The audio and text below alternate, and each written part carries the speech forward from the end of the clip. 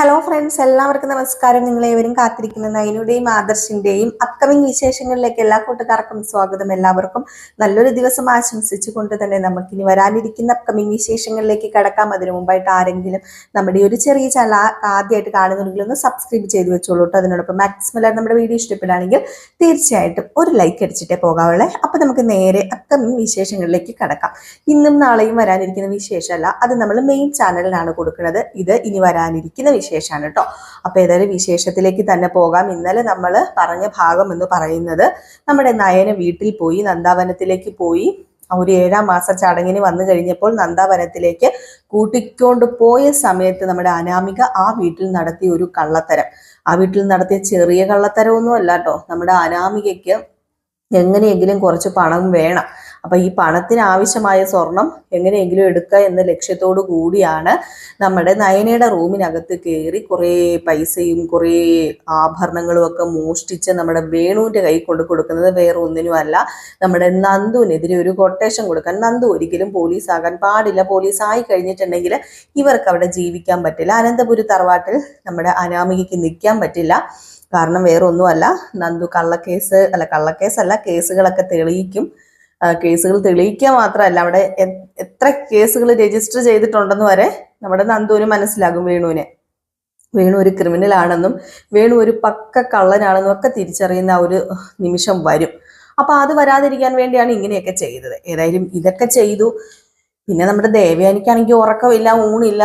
അപ്പൊ ആ ഒരു സമയത്ത് നമ്മുടെ ദേവയാനി എങ്ങനെയെങ്കിലും ഒക്കെ നയനയെ വിളിച്ച് തിരിച്ചു കൊണ്ടുവരുമല്ലോ. അങ്ങനെ നയനയെ നമ്മുടെ ദേവയാനി കൂട്ടിക്കൊണ്ട് വരുവാണ്. അങ്ങനെ ദേവയാനി അല്ല കൂട്ടിക്കൊണ്ട് വരുന്ന ആദർശാണ്. നമ്മുടെ ദേവയാനി ഭയങ്കരമായിട്ട് സങ്കടം പറയാട്ടോ. എനിക്ക് മോനോട് ഒരു കാര്യം പറയാനുള്ളത്, നിന്റെ ഭാര്യയാണ്, നിന്റെ ഭാര്യ നിന്റെ അടുത്താണ് നിൽക്കേണ്ടത്. അങ്ങനെ അവൾ ആ വീട്ടിൽ കൊണ്ട് നിർത്തേണ്ട കാര്യമില്ലല്ലോ. അത് മാത്രമല്ല, നിന്റെ സന്തോഷമായിട്ടുള്ള ഒരു മുഖം കണ്ടാലേ എനിക്ക് സന്തോഷമാകത്തുള്ളൂ. എൻ്റെ സന്തോഷമാണ് നീ ആഗ്രഹിക്കുന്നതെങ്കിൽ നീ ഒരു കാര്യം ചെയ്യണം, നിന്റെ ഭാര്യയെ ഇങ്ങോട്ട് കൂട്ടിക്കൊണ്ട് വരിക തന്നെ ചെയ്യണം. അവൾ ഇവിടെ വേണം എന്ന ആ ഒരു നിർബന്ധം പിടിക്കുകയാണ് കേട്ടോ. അങ്ങനെ നമ്മുടെ ആദർശ് എന്താണ് ചെയ്യുന്നത്, നേരെ നന്ദാവനത്തിലേക്ക് പോയിട്ട് നയനോട് പറഞ്ഞു, ഇങ്ങനെയൊക്കെയാണ് സംഭവം, അതുകൊണ്ട് നീ വന്നേ പറ്റൂ. പിന്നെ എനിക്കും നിന്നെ കാണാതിരിക്കാനൊന്നും പറ്റത്തൊന്നുമില്ല. എപ്പോഴും ഞാൻ ഇവിടെ വന്നാണല്ലോ കാണുന്നത്. അത് അമ്മയ്ക്ക് ഇഷ്ടമല്ല. അമ്മയ്ക്ക് ഇഷ്ടമില്ലാത്തത് ചെയ്യാൻ എനിക്ക് താല്പര്യമില്ലെന്ന് നിനക്കറിയാലോ. അതുകൊണ്ട് ഏതായാലും നമുക്ക് ഇനിയിപ്പോൾ ഇവിടെ നിൽക്കേണ്ട, പോകാമെന്ന് പറഞ്ഞിട്ട് നമ്മുടെ നയനയും കൂട്ടിക്കൊണ്ട് ആദർശ് നേരെ അനന്തപുരി തറവാട്ടിലേക്ക് ചെല്ലുകയാണ്. കനകദുർഗയാണെങ്കിൽ ഇതിനൊക്കെ കളി കണ്ടിട്ട് ഇവര് ചെയ്യുന്ന കാര്യങ്ങളൊക്കെ കണ്ടിട്ട് കള്ളത്തരത്തിൽ ഫോൺ വിളിക്കുന്നതും ഒക്കെ ഇങ്ങനെ കണ്ടിട്ട് ഒരുപാട് ആസ്വദിച്ചും സന്തോഷിച്ചും ഇവരെ പറ്റിച്ചും ഒക്കെ ഇരിക്കുകയാണ്. ഏതായാലും നമ്മുടെ നയനെ തുറന്നു പറഞ്ഞിട്ടൊന്നുമില്ല, കനകയോടും പറഞ്ഞിട്ടില്ല സംഭവങ്ങളൊന്നും. കനക അറിഞ്ഞിട്ടുമില്ല സംഭവങ്ങൾ എന്ന മട്ടിലാണ് കനക നടക്കുന്നത്. അങ്ങനെ തിരിച്ചു വീട്ടിലേക്ക് വന്നിട്ട് സാധാ വരുന്ന പോലെ വരുന്ന ഉടനെ തന്നെ നമ്മുടെ അനാമികോ വന്നല്ലോ, സുഖവാസം കഴിഞ്ഞിട്ട് എത്തിയില്ലോ, വീട്ടിൽ പോയി അങ്ങ് സുഖവസിക്കാൻ ഓർത്തായിരിക്കും. പിന്നെ നിനക്ക് നിന്റെ വീട്ടിൽ പോയാൽ സുഖമൊന്നും കിട്ടാൻ പോകുന്നില്ലല്ലോ. അവിടെ പയറും കഞ്ഞിയും കുടിച്ചുകൊണ്ട് കിടക്കുന്നവള് എങ്ങനെ സുഖിക്കാനാ? അതുകൊണ്ടായിരിക്കും നീ എത്രയും പെട്ടെന്ന് ഇങ്ങോട്ടേക്ക് പോകുന്നത് അല്ലേടി എന്നൊക്കെ ചോദിച്ചുകൊണ്ട് ഇങ്ങനെ നമ്മുടെ അനാമിക ഓരോന്ന് കുത്തി പറഞ്ഞപ്പോഴത്തേക്കും, അതെ, പയറും കഞ്ഞിയും കുടിക്കേണ്ട അത്ര ഒന്നും ദാരിദ്ര്യമൊന്നും ഇതുവരെ ഞങ്ങൾക്ക് ഉണ്ടായിട്ടില്ല. എന്തൊക്കെയാണെങ്കിലും എൻ്റെ അച്ഛൻ കഷ്ടപ്പെട്ടിട്ടാണെങ്കിലും പയറും കഞ്ഞിയും കുടിക്കാനുള്ള വകയെങ്കിലും ഉണ്ടാക്കിയിട്ടുണ്ടല്ലോ. ഇവിടെ ചിലവര് അതുപോലും ഇല്ലാതെയല്ലേ വീമ്പ് പറഞ്ഞ് നടക്കുന്നത്. ഇത് കേട്ടോണ്ട് അനാമി ചോദിച്ചു, ആരാടി വീമ്പ് പറയുന്നത്? അതെ, എനിക്ക് എൻ്റെ അച്ഛനും അമ്മയും ആവശ്യത്തിന് സുഖ സൗകര്യങ്ങൾ തന്നാടി വളർത്തിയിരിക്കുന്നത്. അതുകൊണ്ട് എനിക്ക് ഈ പയറും കഞ്ഞിയുടെ ടേസ്റ്റ് എന്താണെന്ന് പോലും അറിയില്ല. ഞാൻ പയറും കഞ്ഞിയൊന്നും കഴിച്ചിട്ട് പോലുമില്ല. അതുമാത്രമല്ല, ഞാൻ ഈ പയറും കഞ്ഞിയും കിട്ടുന്ന സ്കൂളിലൊന്നും അല്ല പഠിച്ചത്. ഞാൻ നല്ല സ്റ്റാൻഡേർഡ് സ്കൂളിലാണ് പഠിച്ചത്. സ്കൂളിൽ പോകാത്ത നിന്നോട് പറഞ്ഞിട്ട് കാര്യമില്ലല്ലോ. എടി, നീയൊക്കെ പൊക്കോണ്ടിരുന്ന സ്കൂൾ ഏതാടി? പയറും കഞ്ഞിയും കിട്ടുന്ന സ്കൂള്. അവിടെ എത്രത്തോളം തരം താഴ്ന്നവരാണ് പഠിക്കുന്നതെന്ന് എനിക്ക് നന്നായിട്ട് അറിയാം. ഞാൻ പഠിച്ചത് വലിയ ഇംഗ്ലീഷ് മീഡിയം സ്കൂളിലൊക്കെയാ. അതിന്റെ വാതൊക്കെ പോയി നിന്ന് നോക്കാൻ പോലുമുള്ള ആ ഒരു യോഗ്യത നിങ്ങൾക്ക് ഇല്ലല്ലോടി എന്ന് പറഞ്ഞുകൊണ്ട് അനാമിക. ഇതൊക്കെ കേട്ടിട്ട് നമ്മുടെ ദേവയാനിക്ക് ദേഷ്യം വരികയാണ് കേട്ടോ.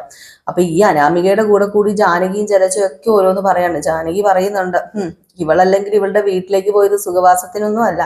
ഇവളുടെ അമ്മ വിളിച്ചിട്ട് വീട്ടിലേക്ക് പോയതല്ലേ, വേറെ ഒന്നിനും അല്ലായിരിക്കും. ഇവക്കിപ്പൊ വലിയ ശമ്പളം കിട്ടുന്നൊക്കെ ഉണ്ടല്ലോ, അതായിരിക്കും ഇവളുടെ അച്ഛന്റെ അമ്മയുടെ ഏക ലക്ഷ്യം എന്ന് പറയുന്നത്. എങ്ങനെയെങ്കിലും ശമ്പളം മുഴുവൻ മേടിച്ച് അവളുടെ വീട്ടിൽ ചെലവാക്കാലോ, അങ്ങനെ ഉദ്ദേശിച്ചിട്ടങ്ങാണ്ട് കൊണ്ടുപോയതാ എന്ന് പറഞ്ഞപ്പോ ജലജയം പറഞ്ഞു, അത് ശരിയാ, ഇനിയിപ്പം പ്രസവമൊക്കെ വരുവാണല്ലോ നവ്യയ്ക്ക്, ഒന്നാമത്തെ പ്രസവം എടുക്കേണ്ടത് വീട്ടുകാരാണല്ലോ എന്ന് പറഞ്ഞപ്പോ വസുന്ധര പറഞ്ഞു, ജലജയ് നീ നിർത്ത്, നീ കൂടുതൽ പറയണ്ട. ഒന്നാമത്തെ പ്രസവമാണെങ്കിലും രണ്ടാമത്തെ പ്രസവമാണെങ്കിലും അത് എടുക്കുന്നത് അനന്തപുരി തറവാട്ടുകാരായിരിക്കും, അല്ലാതെ നയനയുടെയും നവ്യയുടെയും വീട്ടുകാരല്ല. കാരണം ആ വയറ്റിൽ കിടക്കുന്ന കുഞ്ഞ് നിന്റെ മകന്റെ കുഞ്ഞാണെന്നുള്ള കാര്യം നീ മറക്കരുത്. അപ്പൊ പിന്നെ ആദ്യത്തെ പ്രസവം, രണ്ടാമത്തെ പ്രസവം, മൂന്നാമത്തെ പ്രസവം ആണെങ്കിലും അതിന്റെ എല്ലാ ഉത്തരവാദിത്വവും പൂർണ്ണമായിട്ടും നിന്റെ മകനാ. അപ്പൊ അതുകൊണ്ട് തന്നെ ഈ വീട്ടിലായിരിക്കും അവളുടെ ആദ്യത്തെ പ്രസവം എടുക്കുന്ന ചെലവുകളെല്ലാം വഹിക്കുന്നത് ഇവിടെ നിന്നായിരിക്കും എന്ന് പറഞ്ഞപ്പോഴത്തേക്കും പിന്നെ എന്തോന്ന് വേണം ഇനി, കൈ നനയാതെ മീൻ പിടിക്കാം, അതാണല്ലോ ഇപ്പം കാനകയും ഗോവിന്ദനും ചെയ്തുകൊണ്ടിരിക്കുന്നതെന്ന് ജലജ. ഇത് കേട്ടത് നമ്മുടെ ദേവയാനി പറഞ്ഞു, ജലജെ നീ നിർത്തുന്നുണ്ടോ എന്ന്, എന്തിനാ വേണ്ടാത്ത കാര്യങ്ങളൊക്കെ പറയുന്നത്?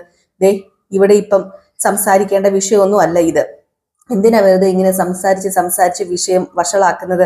അതുകൊണ്ട് ഒരു കാര്യം ജലജെ, അവളുടെ വീട്ടിൽ പോവുമോ, അവളുടെ പയറുകഞ്ഞിയും കുടിക്കുവോ, അതുപോലെ തന്നെ കൈ നനയാതെ മീൻ പിടിക്കുകയോ എന്ത് വേണമെങ്കിലും ചെയ്തോട്ടെ, പക്ഷെ ഇവിടെ ഇങ്ങനെ ഈ കുടുംബത്തിൽ കിടന്നിങ്ങനെ വഴക്കുണ്ടാക്കാൻ ഞാൻ സമ്മതിക്കില്ല എന്ന് പറഞ്ഞപ്പോഴത്തേക്കും ജാനകി പറഞ്ഞു, അല്ലെങ്കിലും ഏടത്തി ഇപ്പൊ ഇങ്ങനെയാണല്ലോ, കരള് മാറ്റി വെച്ചതോടെ ഏതാണ്ട് തലച്ചോറ് മാറ്റി വെച്ച ഒരവസ്ഥയാ.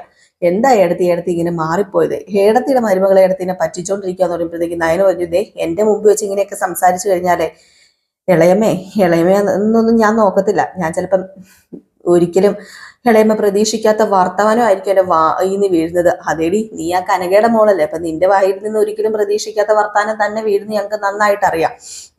ഏതായാലും ഈ കളി എവിടം വരെ പോകുന്നു ഞങ്ങളും കൂടെ ഒന്ന് കാണട്ടെ, ഞങ്ങൾ കണ്ടൊന്ന് നിക്കട്ടെ എന്നൊക്കെ പറഞ്ഞിട്ട് നമ്മുടെ ജാനകി ജലജയും അങ്ങ് കയറിപ്പോയി. അപ്പൊ ദേവയാനിയോട് അനാമിക പറയാണ്, എൻ്റെ പൊന്നു വല്യമ്മ ഇവളെ ഒന്നും എടുത്ത് തലയിൽ കയറ്റി വെക്കരുത്. ഇരിക്കേണ്ട സ്ഥാനത്ത് ഇരിക്കേണ്ടവരെ ഇരുത്തിയില്ലെങ്കിൽ പിന്നെ ഒരിക്കലും ഇരിക്കാൻ നോക്കി കഴിഞ്ഞിട്ടുണ്ടെങ്കിൽ ഇരുത്താൻ നമ്മൾ ശ്രമിച്ചു കഴിഞ്ഞിട്ടുണ്ടെങ്കിൽ പറ്റത്തില്ലെന്ന് ഉള്ള കാര്യം വല്യമ്മ ഓർക്കണം. വല്യമ്മേ ഇവൾ ആരാണെന്ന് അറിയാമോ? ഇവള് പേരും കള്ളിയാണ്. ഇവള് വല്യമ്മേനെ ഓരോന്ന് പറഞ്ഞ് മയക്കുന്നതാ. പിന്നെ ഇവളെ ഇടയ്ക്കിടയ്ക്ക് വീട്ടിലാന്നും പറഞ്ഞ് പോകുന്നത് ഇവളുടെ വീട്ടിലൊന്നും അല്ല. ഇവളെ ഏതോ മന്ത്രവാദിയുടെ അടുത്ത് പോയിട്ട് ഇവിടെ ഉള്ളവരുടെ എല്ലാം മനസ്സ് മാറ്റിക്കൊണ്ടിരിക്കുക. അതുകൊണ്ട് തന്നെയാ വല്യമ്മയുടെ മനസ്സ് മാറിയിരിക്കുന്നത്. അതിനാര് പറഞ്ഞു മോളെ എൻ്റെ മനസ്സ് മാറിയെന്ന്? എൻ്റെ മനസ്സ് ഇവളെ കണ്ടിട്ട് മാറാനോ? ഇവളെ കണ്ടിട്ട് എൻ്റെ മനസ്സ് മാറത്തൊന്നുമില്ല. ഇവളെ ഒരിക്കലും മരുമകളായിട്ട് ഞാൻ അംഗീകരിക്കത്തുമില്ല. പിന്നെ എൻ്റെ ആദർശ് മോന് അവന്റെ സങ്കടം എനിക്ക് കാണാൻ പറ്റത്തില്ലാഞ്ഞിട്ടാ ഇതെല്ലാം സഹിക്കുന്നത് ഞാൻ. പിന്നെ കുടുംബത്തിലൊരു വഴക്കുണ്ടാവല്ലോ എന്ന് ഓർത്തിട്ട് ഞാൻ ഇവിടുത്തെ മൂത്ത മരുമകളാ. ആ ഒരു സ്ഥാനം എനിക്കിവിടെ എല്ലാവരും തരുന്നുണ്ട്. അപ്പൊ പിന്നെ എൻ്റെ കുടുംബത്തിന്റെ കാര്യം ഞാൻ നോക്കാതിരിക്കുന്നത് എങ്ങനെയാ? അതുപോലെ തന്നെ നിന്റെ കാര്യവും ഞാൻ നോക്കുന്നുണ്ട്. ഹനിയുടെയും നിന്റെ കാര്യത്തിലും എനിക്കൊരു തീരുമാനം ഉണ്ടാക്കണം ഉടനെ തന്നെ എന്നൊക്കെ പറഞ്ഞിട്ട് നമ്മുടെ ദേവയാനി അങ്ങ് പോയിട്ടോ. ഈ സമയത്ത് നമ്മുടെ ജലജ അങ്ങ് പോയി. ഏതായാലും ദേവയാനി വീട്ടിനകത്ത് ചെന്നു. നയന വന്നല്ലോ. നയന വന്നതുകൊണ്ട് തന്നെ ഭയങ്കര സന്തോഷത്തോടു കൂടി, ഇത്ര ദിവസമായി മോളെ നിന്നെ ഞാൻ കണ്ടിട്ട്, ഞാൻ ശ്വാസം അടക്കി പിടിച്ച് ഇവിടെ ഇരിക്കുമായിരുന്നു, മോളില്ലാതെ എനിക്ക് പറ്റില്ലടാ എന്നൊക്കെ പറഞ്ഞ് കെട്ടിപ്പിടിച്ച് ഉമ്മയൊക്കെ കൊടുക്കാൻ കേട്ടോ നമ്മുടെ നയനയ്ക്ക്. അപ്പൊ നയനയെ പറയുന്നുണ്ട്, അല്ലെങ്കിലും അമ്മയുടെ ഫോട്ടോ എടുത്ത് വെച്ച് ഞാൻ എന്നും സംസാരിക്കാറുണ്ടായിരുന്നു.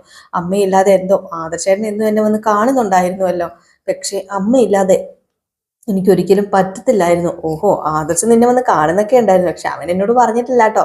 ഞാൻ ചോദിക്കുമ്പോ ഇല്ല നയനയുടെ അടുത്ത് പോയില്ലെന്നാ പറയുന്നത്. ഞാനിനി എങ്ങാനും പോയെന്ന് പറഞ്ഞിട്ടുണ്ടെങ്കിൽ അവൻ എന്തെങ്കിലും പറയുന്ന ഓർത്തിട്ടായിരിക്കും പാവം എന്നോട് നുണയൊക്കെ പറയുന്നത്. അത് സാരമില്ല, ഏതായാലും മോളിങ്ങി എത്തിയില്ലോ, എനിക്കിനിയിപ്പോൾ ആശ്വാസമായി. അല്ല, എങ്ങനെയുണ്ട് നവ്യമോള് സുഖമായിട്ടിരിക്കുന്നോ? ചേച്ചിയുടെ കാര്യം ഓർത്ത് കഴിഞ്ഞാൽ വിഷമമാണ്. നമ്മുടെ അഭിയുടെ കാര്യം പറഞ്ഞ് ഏത് നേരവും സങ്കടം തന്നെയാ. മോളെ അങ്ങനെ സങ്കടപ്പെടരുത് എന്ന് പറയണം. ഇപ്പം നമ്മൾ അനുഭവിക്കുന്ന ആ ഒരു വേദനയാണെങ്കിലും സന്തോഷമാണെങ്കിലും അത് കുട്ടികൾക്കും കൂടെ പകർന്നു കിട്ടും.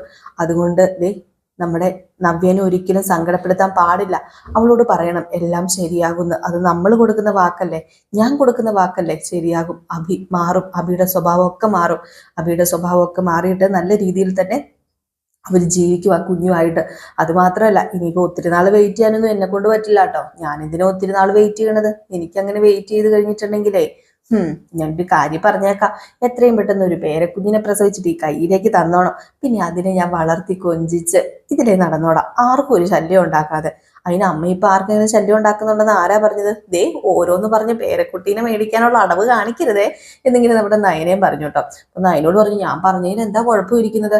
വിവാഹം കഴിയുമ്പോൾ ഏതൊരു മകന്റെ വിവാഹം കഴിഞ്ഞാലും പിന്നെ അമ്മ ആഗ്രഹിക്കുന്നത് അവന്റെ ഒരു കുഞ്ഞിനെ താലോലിക്കാനാ. അതുപോലെ നിന്റെയും ആദർശിന്റെയും തങ്കക്കുടത്തിനെ താലോലിക്കുവാനുള്ള ആ ഒരു സൗഭാഗ്യം എനിക്ക് ഉണ്ടാവുമോ മോളെ?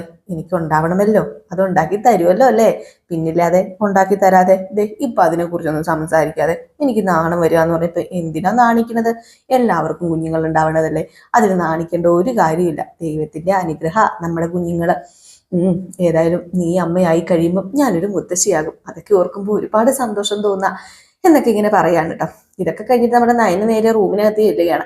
അങ്ങനെ റൂമിനകത്ത് ചെന്ന് ഡ്രസ് ചേഞ്ച് ഒക്കെ ചെയ്ത് ഫ്രഷ് ഒക്കെ ആയി കഴിയുമ്പോഴാണ് നമ്മുടെ നയനെ അറിയുന്നത് മറ്റേ സ്വർണ്ണാഭരണങ്ങൾ അതിനകത്തില്ല എന്ന്. ഏതായാലും ഇത് അറിഞ്ഞു കഴിയുമ്പോഴത്തേക്ക് നയനെ ഞെട്ടിപ്പോകുവാണ്.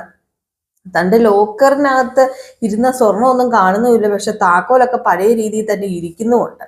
ഏതായാലും ഈ വിവരം ഓടിച്ചെന്ന് പറയുകയാണ് ദേവയാനിയോട്. ദേവയാനി, എന്താ മോളെ നീ പറയുന്നത് സത്യമാണോ എന്ന് ചോദിച്ചപ്പോ അതെ, അത് കാണുന്നില്ലമ്മേ, അതെവിടെ പോയെന്ന് അറിയത്തില്ല, ഞാൻ ഏതായാലും പോയപ്പോ ഇവിടെ ഉണ്ടായിരുന്നു. അല്ല, ഇനിയിപ്പം മോള് വേറെ എവിടെയെങ്കിലും മാറ്റി വെച്ചോ? ഒന്ന് ഓർത്ത് നോക്കിയേ. ഇല്ലമ്മേ, ഞാൻ എവിടെ മാറ്റി വെക്കാനാ? ഞാൻ എവിടെയും മാറ്റി വെക്കണതല്ല. ഇതിപ്പം ആരായിരിക്കും ഈ കൊടുജത് ഇത് ചെയ്തിട്ടുണ്ടാവുക? വല്ല കള്ളന്മാരും ഇനി നമ്മുടെ വീട്ടിൽ കയറിയിട്ടുണ്ടായിരിക്കുമോ? അതൊന്നും അറിയത്തില്ലല്ലോ മോളെ. ഇനിയിപ്പം എന്താ ചെയ്യുക? ഏതായാലും നമുക്ക് എല്ലാവരോടും ഒന്ന് പറയാം എന്നും പറഞ്ഞുകൊണ്ട് എല്ലാവരെയും അറിയിക്കുന്നുണ്ട് കേട്ടോ.